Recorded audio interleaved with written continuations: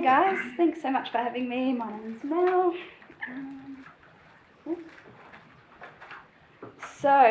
I've been a registered nurse for the past 13 years, and of those I've been a mother for 8. When motherhood chose me, I had no idea what was ahead of me, but I certainly had some preconceived ideas of what parenthood might entail. Long sleepless nights, nappies, and just generalised chaos. But my first baby was born, and his major challenge was sleep. Oh my God, that kid would not sleep. But then I fell pregnant with my second. We were living up in Coral Bay at the time. Sounds a lot more glamorous than it actually is. But I started to learn how hard parenthood could actually be. Mid-pregnancy, everything started to go wrong. My blood was incompatible with Huey's. There's me pregnant. And then some real issues started to happen about 26 weeks. So we moved down to Perth. Huey wasn't growing like he should. And he came out when he was 35 weeks old. And he was quite unwell when he came out. So after some time in the NICU, we were discharged with this tiny fragile baby, and my mother's intuition was screaming at me that something wasn't quite right. At 3 months of age, it all started to go downhill again. He was constantly admitted to hospital with respiratory issues. Then his left lung stopped working, and his immune system just was non-existent. After 3 years of what felt like battle after battle to keep him earthside, I found him standing next to a speaker that was playing some music with his left ear pressed against it. I said, "Mate, what are you doing?" And he said, "I can't hear out of that ear anymore." So I booked him in for a hearing test the next day, and then a week later he was getting fitted with a hearing aid. He had sudden onset unilateral sensorineural hearing loss. So being thrust into the deaf and hard of hearing world was quite the learning journey for us. I'm an emergency nurse and trauma nurse, and I've studied disaster management, so I instantly went into plan for what I thought was the worst case scenario. So we all started learning Auslan, and I don't speak very well, so it's still a learning journey. And I contacted the WA Foundation for Deaf Children to immerse ourselves into the deaf community. And what a wonderful reception we had from them. We received education and support, and that helped us plan for a bright future for Huey. Slow down now. Unfortunately, our journey didn't end there.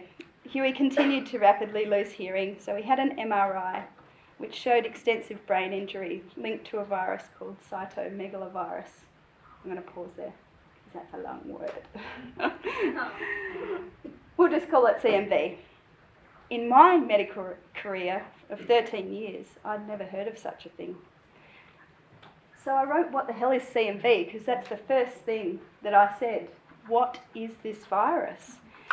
So if you break down the word cytomegalovirus, cyto means cell, megalo means large, and virus is self-explanatory. It is a herpes virus, so kind of like chickenpox. 80% of this room has had cytomegalovirus. In third world countries, about 100% of people have had it, and the majority of us would have no idea that we've had it. That's probably the scariest thing. We might get a fever, a runny nose, maybe a cough, but most people won't know that they've had it. And it's usually pretty short-lived. This slide stopped my world. When I heard about CMV, I saw this at a conference, and I could not believe that we're not talking about this more. So down the bottom we have Down syndrome, SIDS. The blue line tells us women that have heard of all of this in pregnancy, and the orange dot is the number of kids that are affected by it. Up the top, congenital cytomegalovirus. No one's heard of it, but the incidence is so large. So it acts very similar to shingles in that once you contract it, you have it for life. Deposits in most tissues of the body. Unfortunately, if you get it the first time in pregnancy, especially early in pregnancy, it can be detrimental to the baby. And it's one of the most common causes of disability. However, medical professionals do not regularly educate parents about it or screen for it in utero. CMV is one of the largest causes of sudden onset sensorineural hearing loss that is not related to genetic causes, and it is not routinely screened for, and the number of CMV-related hearing loss and other disabilities is widely unknown. It has been 2 years since Huey's diagnosis. He has since developed regular seizures. We have found out that he has no vestibular function. He has mild cerebral palsy and a genetic variation called DNMT1 that is so rare it's never been seen before. And this is pretty much every organ that it can affect. So it's pretty awful. That's my little Huey. God, he's cute, isn't he? So that's just, a bit of a brief overview of Huey's life so far.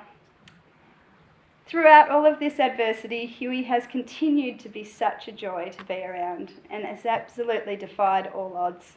On paper, he's quite the disabled little boy, but in real life, there is absolutely nothing holding him back. He continues to lose hearing, and he takes it in his stride. His resilience is remarkable. We continue to learn Auslan, and the loss of one sense has helped strengthen all of his others tenfold. WA Foundation for Deaf Children Camp was our first weekend immersed in the deaf and hard of hearing community, and seeing Huey around other children with hearing aids, cochlear implants, and watching people signing was such a beautiful experience. It made us realise that Huey losing his hearing was not all doom and gloom, and that we need to embrace it head on and support him the best way that we can. This year, as Huey adjusted to pre-primary, we found that one of his teachers was hesitant to wear the Roger device and seemed to have little to no interest in how to best teach a child that is hard of hearing. Between that and her lack of concern around his regular seizure activity, I was at a loss of what to do when I was dropping him off at school each morning.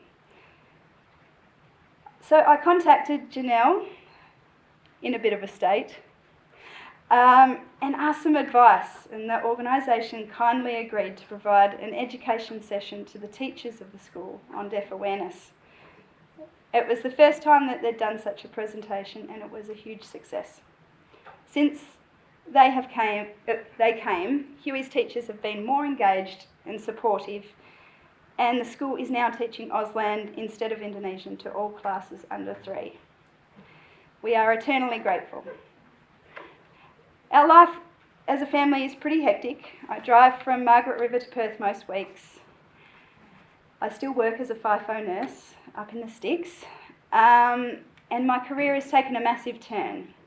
Last year I travelled to Utah to attend a CMV conference and just found myself needing to learn everything about it. Now I'm providing education through the health department to nurses, obstetricians, GPs, midwives, anyone who listened really, and if anyone knows anyone that wants to listen to my talks, please let me know. But we need more awareness around this because it is an entirely preventable disease. So this October I'm heading to Utah to another one. I'm planning on starting my Masters in February and wish to write a research paper to make CMV a thing of the past. Thanks so much, guys.